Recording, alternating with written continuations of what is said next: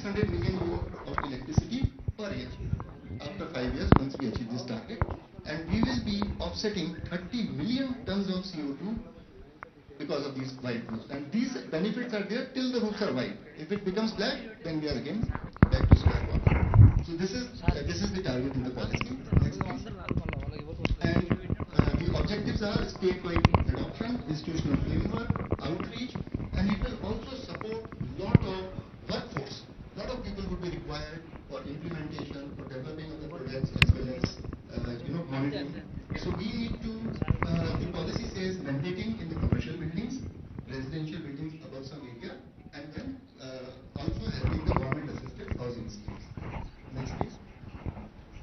So this is not new. There are programs worldwide, first in India, largest in the world, but there are many other programs worldwide. There are 10 countries which received $100,000 for starting these activities, mostly in the tropical areas. Then New York City has 1 million square foot per year plan. Though 1 million looks much bigger, but 1 million is 0.1 square kilometer, just to give you a connect here. So they do 1 million square foot per year. And then California, LA has an ordinance which says that they will reduce the temperatures by 3 degrees by 2035. And New South Wales government has announced that they will ban dark roofs. So effectively, no dark roofs, and they want to reduce the Sydney's temperature by 2.4 degrees.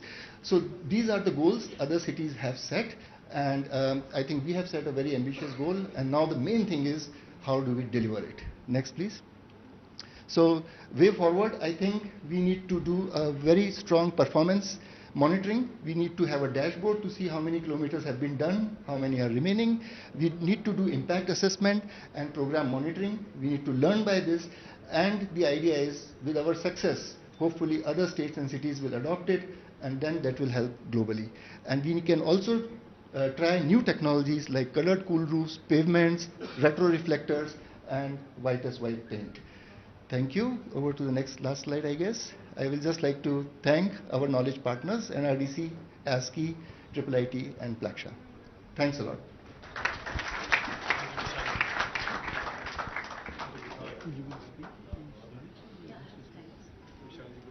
Yes, sir.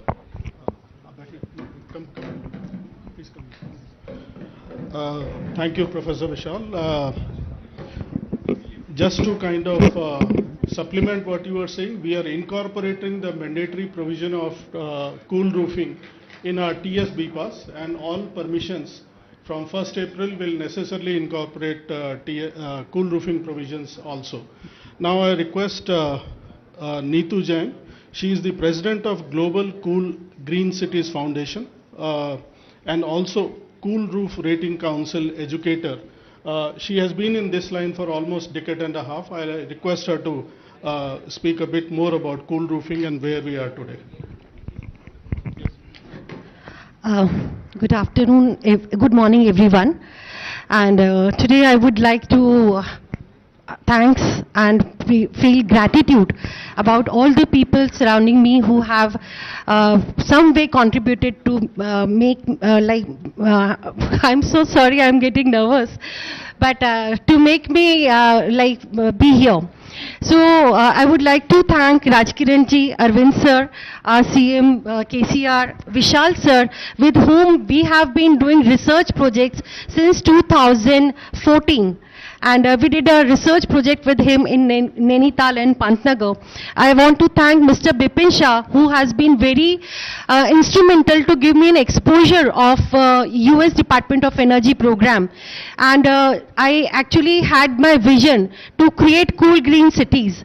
And I took that vision from that GCCA association, wherein I could understand what I am doing. It's not only a cool roof, but it is a big purpose that we are going towards to create cool green cities. So I feel proud that we are founding members with Cool Roof Rating Council wall program, because we are talking about roof, but wall program is also there. I'm authorized educator for CRRC, and I'm also president for GCGC Foundation. And CRRC, I would tell you, this is a nodal agency. The way ASHRAE is for HVAC, same way CRRC is for these reflective coatings. So my purpose is that cool roofs can mitigate UHI impacts and can give energy efficiency to the buildings also. Next. So heat waves, we all know that are killer in disguise, and these are going to be more frequent and more intense. And rising temperature is in trend. Next. This is a very important part, that every building exactly is getting heated and is releasing heat till midnight. So there is a study being taken in Rajkot, and it was seen that the urban structure is heated and it is rising temperature till midnight also. So most of the like people exactly, underprivileged people are living into metal sheds, and they are very much affected by all these things. So factory output is reduced by 2% if 1 degree temperature rises there, and loss of productivity is also there. So at many places you must have seen that in chemical plants fire is there. These are the consequences of all the heat. But what is the cause of heat? So just to know what is the cause of heat, first is like India is a solar dominant country, and we have a lot of isoholes and solar hotspots. So most of the time, 8 months exactly, we have summers here. And urbanization, second is the urbanization that is taking place. And when we talk about urbanization, to have roof over every head, we have to have almost 700 houses being constructed every day.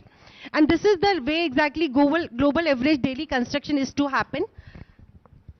So, but the construction what we make is like this. So it is either of metal or either of concrete. So when the metal is, because we are going for urbanization, development has to be there. But what can we do? The irony is when the atmospheric temperature is 40, the surface temperature of this structure is almost, it is going up to 70 to 80 degrees centigrade. Dr. Vishal has told that about the human temperature and all. This is like what our study and experience is. The surface temperature of stone and concrete goes up to 65 to 70 degrees centigrade, and metal structures goes up to 80 degree in peak summer time, though the atmospheric is only 38 or 40 degrees centigrade. And this is exactly the radiations. These heated emissions, radiations are emitted into the atmosphere, and that is why the global rise urban heat island is one of the major source for climate change. But what we are doing, like what are the way out for this? Till now exactly what we were doing is like insulation comes to our mind when we have to go for temperature reduction, energy efficiency. Solar generation, we are like focusing that solar generation should be there. We are focusing of energy efficient equipment, Energy Star and inverted ACs. We are thinking of plantation. But are we thinking of any mode by which we can reduce the surface temperature and we can exactly focus on the root cause of heat generation? So just to understand that, can we stop or reduce the heating of the roof and walls and roads, and can this heat ingress can be reduced because heat generation can be reduced? Next. So we are just looking how we can reduce the heating of the build structure. Beside reducing the ingress, how we can reduce the heating of the surface, temperature can be reduced. Next. So this is the solar power radiation, the radiations that are coming from sun. And in this exactly, if you see this dark green portion is the IR spectrum, IR radiation, and this is responsible to generate heat. If we see the bright green area, this is the visible spectrum that helps us to identify colors, and a small portion is of UV, that is a UV radiation. Next. So this IR radiation exactly absorbs by any substrate, converts into heat energy, and thus our roofs or anything, any build structure that is under sun gets heated up. So when the surface temperature, when these coatings are being applied, the radiation, IR radiation is reflected back as Sir said, and the surface temperature reduces by almost 20 degrees centigrade. That is a big number. The surface temperature reduces, and thus the indoor temperature also reduces by 4 to 8 degrees centigrade. Dr. Vishal has presented all the research data, and what I'm presenting is like since 15 years I'm working on this, and the temperature recordings that we have observed till now that I'm actually putting here. So surface temperature reduces by almost 50 to 22. Recently, because the atmospheric temperature is rising, we have a case study wherein 28-degree temperature reduction has been there on the surface.